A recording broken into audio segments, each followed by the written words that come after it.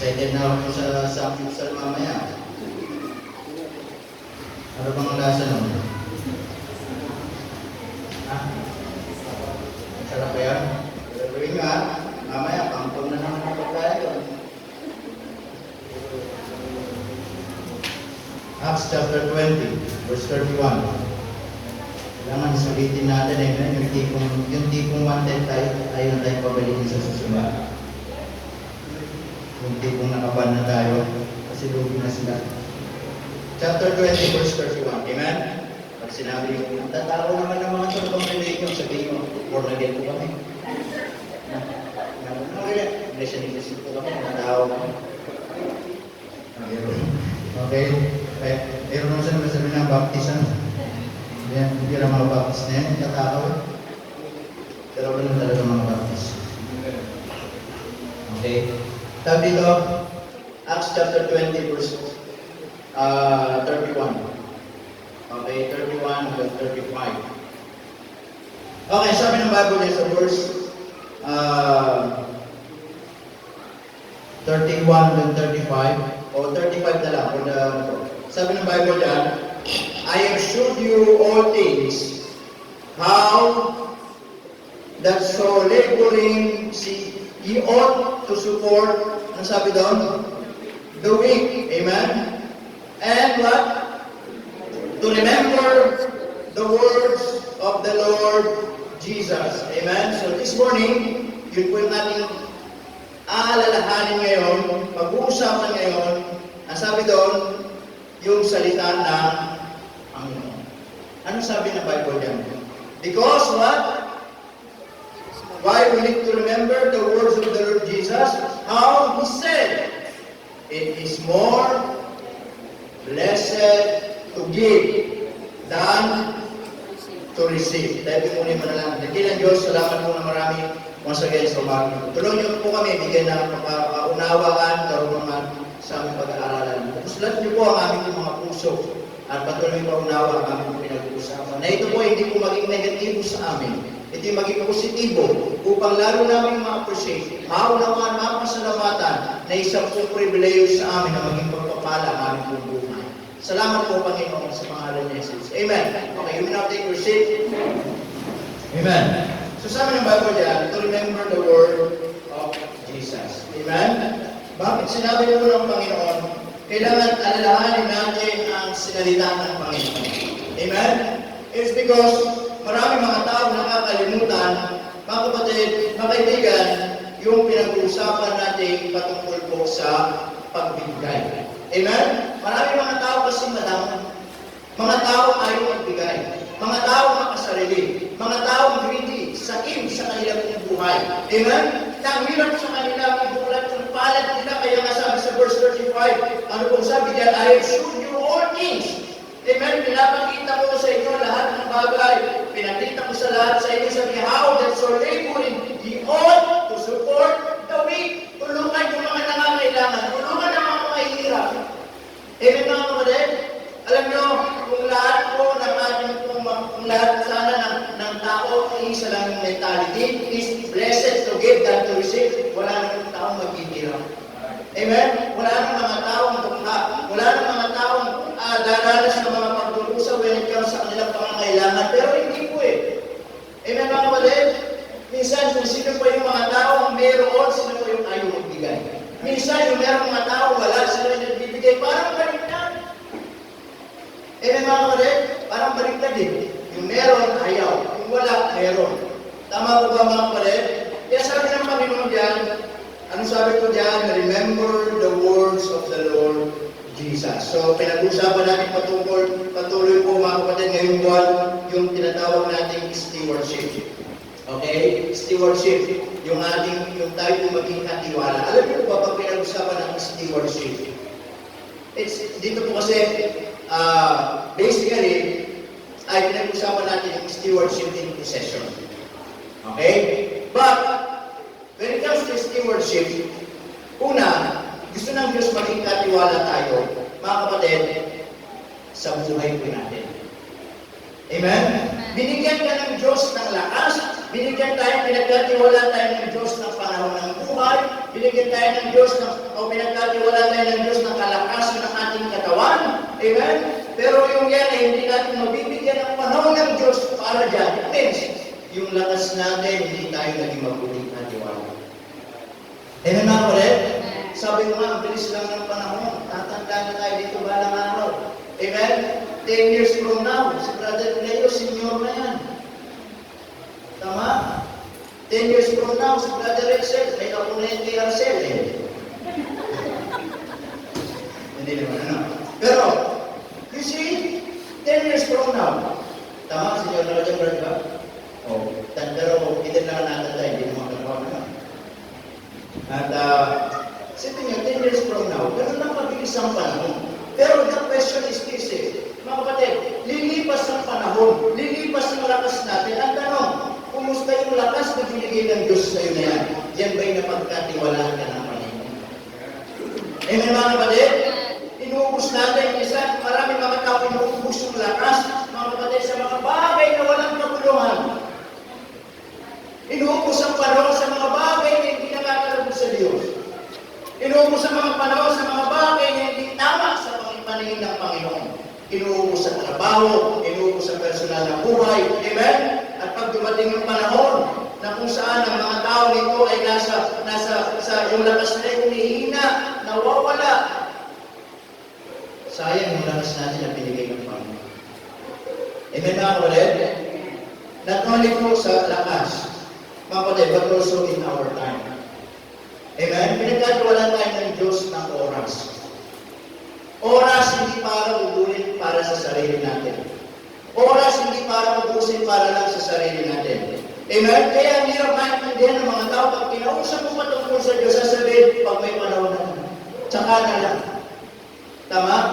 Pag may time. Alam niyo, ang hirap ng pag sinabing tsaka na lang, walang tiyak na oras. Tsaka na lang, walang tiyak na panahon, walang tiyak na araw. Amen mga kapatid? Walang katiyakan yun eh. So binigyan tayo ng Diyos ng time, pinagkatiwala tayo ng Diyos ng time sa buhay po natin. Sana yung oras na yan, nabibigyan natin ng panahon ng Panginoon. Amen mga kapatid? Hindi natin nauubos yung oras, 24 oras sa bagay na walang kabuluhan. Nakakalungkot minsan, mga kapatid, sa panahon natin ngayon, mas maraming panahon ng mga tao sa mga bagay na walang kakwenta-kwenta kaysa panahon para po sa Diyos. Amen mga kapatid? Tama po ba, young people, huwag niyo ubusin yung panahon niyo sa mga bagay na walang kabuluhan. Amen mga kapatid? Tama? Cellphone ng 5 oras, pagpasa ng 30 minutes, hindi magawa. Tapos sasabihin niya, unfair ang Diyos. Amen mga kapatid? Puyat-puyat sa mga bagay na walang kabuluhan. Tapos sasabihin niyo, unfair ang Diyos. Mga kapatid, binigyan tayo ng oras ng Panginoon. Sometimes God wants us to be what? A good steward. A good steward. Papagkatiwalaan tayo sa oras. And mga kapatid, sometimes God wants us to learn how to manage it improperly. How to make it in balance. Wala masama mag-cellphone. Pero iba yung cellphone pag sobra-sobra ka na sa cellphone. Amen mga kapatid? Tapos cellphone mo, wala ka namang nagagawa na papala dyan. Magkakasakit ka pa. Kakasal mo, wala ka namang magagawa dyan, mapapabayan ng pag-aaral, magiging addiction mo pa. Amen mga kapatid? Then, nasa yung time na pinagkatiwalaan ka ng Panginoon na maging matapat ka sa oras. Amen mga kapatid? So, ang sinasabi dito, binigyan tayo ng Diyos, mga kapatid, pinagkatiwalaan tayo ng Diyos, una, ng time, panahon, oras. Amen? Isipin mo, walang panahon ng Diyos para yan. Samantalang ang Diyos na nagbigay ng panahon para sa iyo. Amen mga kapatid? Not only that, but also in talent. Pinagkatiwalaan tayo ng Diyos ng talent. Amen? So gamitin mo yung talent na binigay ng Diyos sa iyo. Tama po mga kapatid? Ano yung talento na meron binigay ang Panginoon sa iyo? Use it for the glory of God. Amen mga kapatid? If God gave you a voice, use it for the glory of God. Para sa Panginoon gamitin, huwag sa mundo. Tama?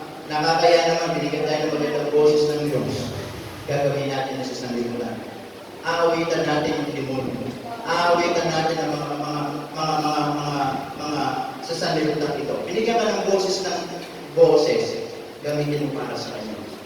Kaya mga kapatid, ako naman yung talento binigay ng Diyos sa iyo. Hindi binigay ng Diyos sa iyo yan para gamitin mo sa mundo. Gamitin mo sa sarili mo. Gamitin mo para ng Diyos maluwalhati. Amen mga kapatid? So yun po yung mga bagay na gusto ko maintindihan po natin. Then pinag-usapan natin, stewardship possessions. Yung tinatawag natin mga kapatid, not only time, not only talent, but also treasure. Okay? Yung ating pinagkakakitaan. Natuto ako pag nataan ako dito sa Rio. Wala sila na edad kayo, no? Dito sa Riris. May tindahan. Sabi ko, sino ba talaga may ari na ito? Sino na edad kayo? Sister Sheila. Maintindihan. Hindi dati sa share is ko. Pinituan ko picture ko saan eh. Pero natuwa ko may nakapaskel doon. Alam na nakapaskel? Wala akong sigarilyo. Hindi kami nagtitindan ng sigarilyo at alak. Nakalagay ko. Sabi ko, hindi itong tindahan ito, hindi ko magiging mabenta. Pero pagpapalain niya. Hindi ka naman magiging mabenta pag wala kang tinsin ng sigarilyo at alak. Eh, sinubukan ko eh. Hindi. Hindi na kayo magiging mabenta. Bakit? Hindi nanganapin talaga ng tao yung bisyo ng katawan. Eh, mga ulit, kaya pag wala kang ganong business, malulugi ka. Hihina yung kita mo. Pero okay lang. Sabi mo, hindi magiging mabenta, pero pagpapalain ng Panginoon. Eh, mga ulit, tama po ba? So, pag-aandaan ako. Sabi mo sana, ba't bawal yan? Bibili ako eh. Okay, hindi po. Pero, pinag-uusapan natin ngayon patungkol po sa giving. Kasi marami nakakalimot, amen? So like when sinasabi mga kapatid, when it comes to giving, like yung sinasabi, hindi maging positibo sa atin. Hindi ito maging negatibo. Lagi, pag pinag-usapan ng giving na naman. Alam niyo, nabubuhay tayo sa giving. Amen mga kapatid? Binigyan tayo ng sariwang hangin ng Diyos. Inhale, exhale. Pinabayaran mo ba yan?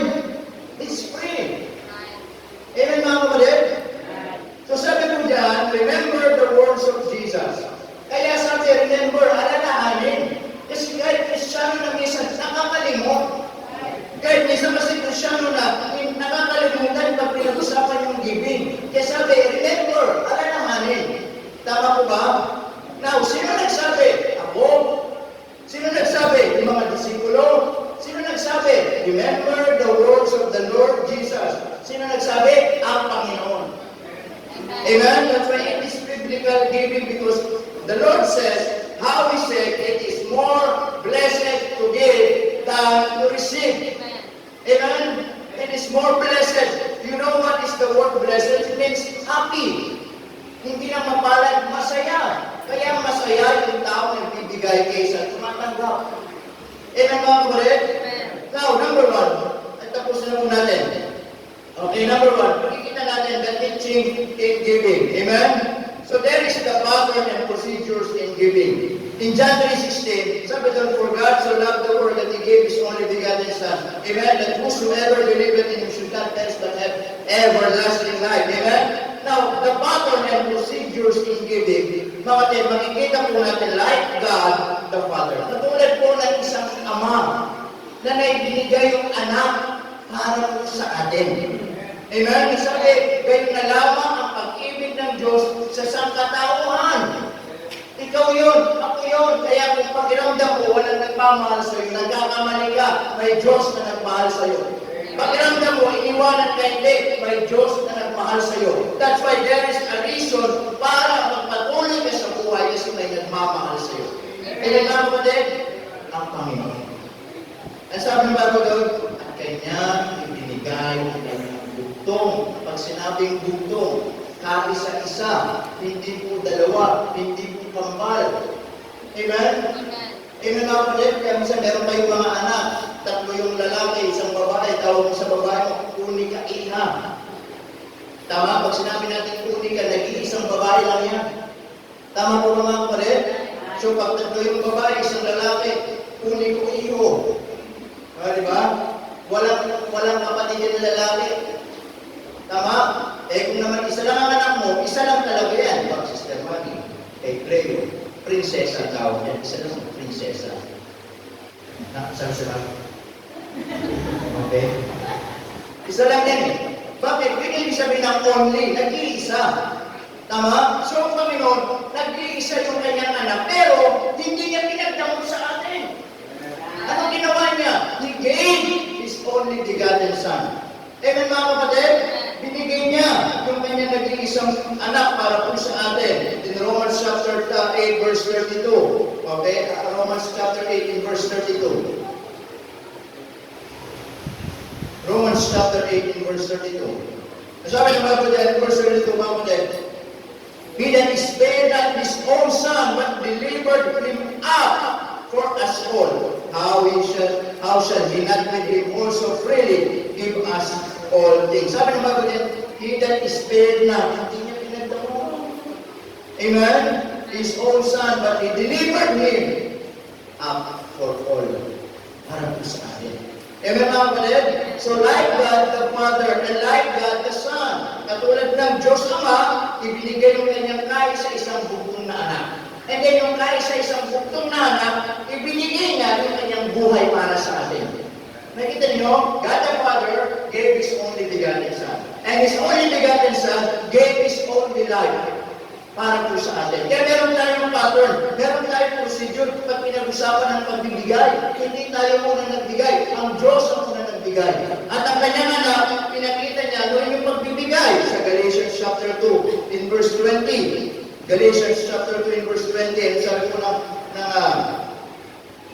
Bible mga kapatid? Galatians chapter 2 verse 20. Sabi ng Bible yan, For I am crucified with Christ, sabi ni Pablo. Nevertheless, I live, yet not I, but Christ liveth in me. And the life which I now live in the flesh. Ano sabi? I live by the faith of the Son of God who loved me and gave Himself. Ano sabi doon? Amen? Meron tayong inaw, di ba? Ibinigay ni Kristo ang sarili niya. Amen mga kapatid? He gave Himself. Kaya sabi ni Pablo mga kapatid, ay sabi niya, yung ipinamumuhay ko ngayon sa katawang ito ay pinamumuhay ko sa pananampalataya sa anak ng Diyos. Amen? Sabi niya, na umibig sa akin at ibinigay ang kanyang sarili para sa akin. In Romans chapter 5 in verse 8, ang sabi ng Bible that God commended His love toward us, in that while we were yet sinners, Christ died for us. Amen mga kapatid? So, like God the Father, and also like God the Son, His Son gave His life for us. Amen? And not only the pattern, but also the proper place in giving. Makikita po natin, of course, in 1 Corinthians chapter 16, in verse 1 and 2. Okay, the proper place in giving, none other, is in the house of God. Okay, 1 Corinthians chapter 16. Kaya nga hindi tayo naniniwala yung mga nagpipreach niya sa kalsada, magbibigay ng offering bag. Hindi tayo gagawin yun. Amen? Gusto tularan natin yun. Walang problema, mag-preach ako, basta willing kayo magpunta sa mga yung trabaho ko, mag-preach. Sana nag-ibig tayo sa ano, araw-arawin natin. Ano ba yan kayo? Alam, pinakaya natin ng Diyos natin, mga kapatid. Walang pinagkaya pa sa mga tao namin ng jeep at sasabihin, ako ay hindi nag-aral, hindi marunong magsulat, walang tira, ako ay nabagpag lang dito sa laguna, kunting tulong lang po, ako ay gutom at walang makain. Hindi po ako marunong magsulat, hindi po ako nag-aral. May dala kong baby. Hindi mo memorize, sumakay ka, araw-araw ka na maririnig. Pag may buka pa, may sasabi, yun na naman, kayo na ako na. Ako po, ito na, bababasa, sabi niya, kasama, may nauna na pala sa akin. May nauna na pala sa akin, ano? Ang bira yan. Walang pinagkain sa mga namin. Amen? Sabi ng Bible sa 1 Corinthians chapter 16 and verse 1. Sabi niya, now concerning the collection for the saints. Meron pong offering, meron giving. Sabi, collection. Tama? Yung collection, iniipon nila. Ano sabi doon? Collection for the saints. Ano sabi? As I have given, ano sabi? Order to the churches of Galatia. Amen mga kapatid? So, tinuruan ni Pablo itong mga Church of Corinth. Kasi nga, kuripot sila. Mayaman sila, kuripot. Amen? Di nila ginagamit yung resources nila when it comes to giving. Kaya tinuruan lagi ni Pablo yung mga mananampalataya sa Corinto. Di ba lagi niya sinasabi, mga kapatid, God loveth a cheerful giver. Lagi tinuturo yun doon sa Church of Corinth. Kaya nung natuto sila, nag-offering sila, then pinapadala nila doon sa Church in Galatia. Ano sabi doon? Even so, ano sabi? Do it. Kayo din, gawin ninyo. Amen mga kapatid? Gawin ninyo. Sabi niya sa verse 2. Ano sabi? Upon the first day of the week. Kailan ang first day of the week? Ang ganda na, biblically. Nag-offering sila. Pero upon the first day of the week, doon nila pinapadala. Doon nila binibigay. Ano yun? Sunday. Amen mga kapatid? Let every one of you lay by him in store. Amen? Yung store dito, ito yung church, ito yung house of God. As God has prospered him, that there be no gatherings. Ano sabi? When I come. So the proper place in giving sa church. Amen? Hindi tayo mangingi dyan sa mga palengke. Amen? Hindi ako mangangaral tayo kayo mag-iikot-ikot. Tama? At pupunta kayo sa mga mangista, sabihin, isda na lang po. Sabi ng mga isda, sa mga piling bago, lagay ko isda. Ang bihira yan. Pero, the house of God, amen? Then, not only the pattern, but also the primary purpose of giving. So, ito yung nadaanan natin. Ano yung primary purpose of giving? We worship God in giving. 1 Chronicles chapter 16, verse 29. 1 Chronicles. 1 Chronicles po, mamulay po sa natin.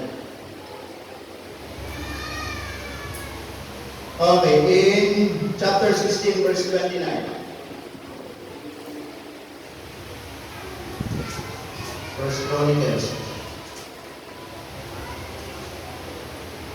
Okay, so the primary purpose of giving, we worship God in giving. In verse 29 ng chapter 16, sabi po diyan, give unto the Lord, ano sabi? The glory due unto His name. Ano sabi yan?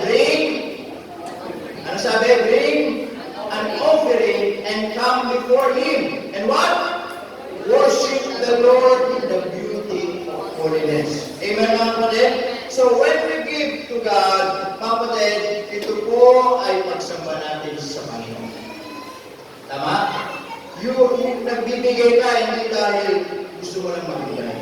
Magbibigay ka, hindi dahil gusto mo ipakita malaki ang binibigay mo. Gusto mo magbibigay ka, hindi dahil para ikaw yung magkaroon ng man's applause ng mga tao. No! You give because you worship God. Amen? Through giving, you worship God. Proverbs chapter 3, verse 9, but not only we worship God, but also we honor God in giving. Amen? Hindi lang natin sinasamba, pero itinataas natin, ginagalak natin, irespeto natin ang Panginoon. Proverbs chapter 3, verse 9.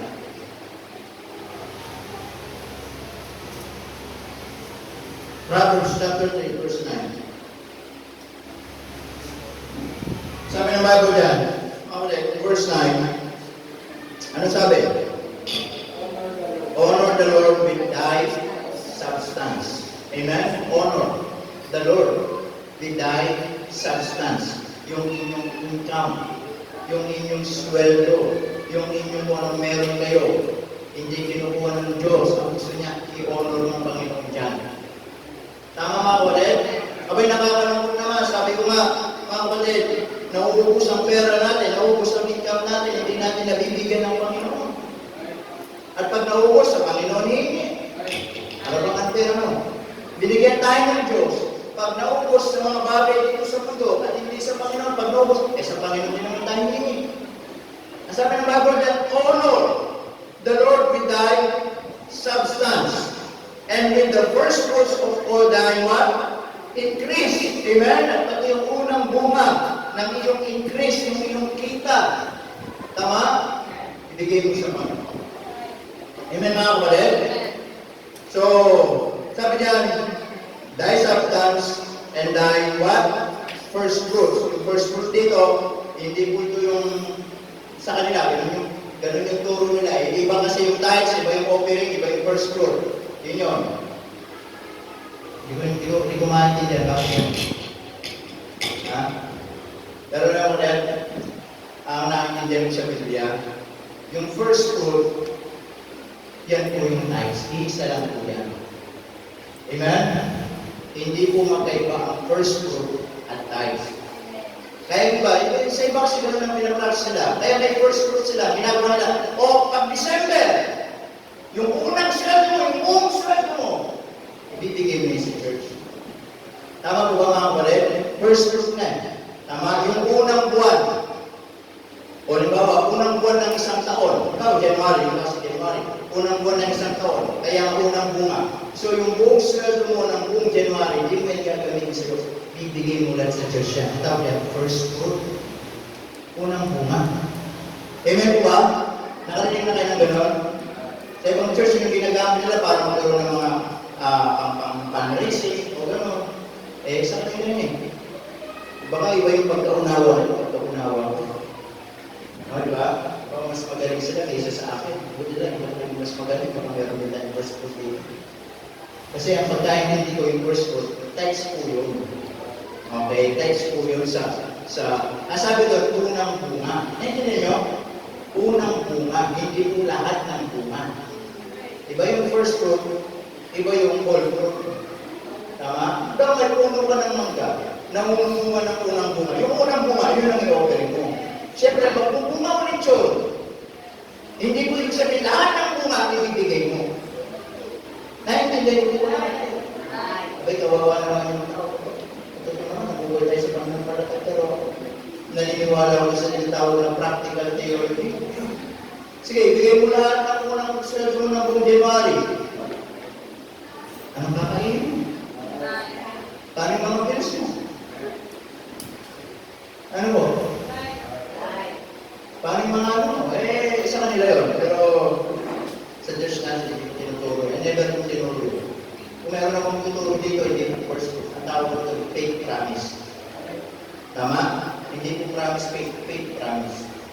Okay? So sabi ka, mga kapatid, we honor God sa mga substance natin. Amen? Sa ating first fruit o yung ating tithe, sa ating giving sa Panginoon. Ang sabi ng Bible dyan, make sure you give because you worship God. Amen? And when you give, you honor God. Amen? You are recognizing that God is the owner of your substance. God is the owner, lahat ng meron ka. Amen mga kapatid? That you are realizing in your life na wala kang pagmamayari. Even in single thing, yan ay belongs to God. Amen? That's why every time you give, ino-honor mo, Panginoon, sinasabi mo, Panginoon, sinasamba kita, pinupuli kita sa lahat ng meron na po at itong ibibigay. Amen. Hindi ka magbibigay, sasabihin mo, Panginoon, magbibigay ko si mayaman ako. Panginoon, magbibigay ko si marami akong pera. Sana all marami. Tama? Kaya nga sabi dito doon sa Luke, pero dalawa pumunta sa temple na nalangin. Sabi ng isa, Panginoon, salamat, hindi ko kagaya ng tao niya, hindi ako kagaya ng pagano na yan. Sabi niya ako, Panginoon, tumutulong ako sa mahirap. Sabi niya, di ba, nagbibigay pa nga ako ng ikapupo, ng twice to twice a week. Tinagpang po niya yung nagagawa. Pero sabi ng isa, Panginoon, hindi ko halos may imulan yung mata ko sa iyong kalangitan. Sabi niya, makasalanan lang ako, Panginoon, makapagod sa akin.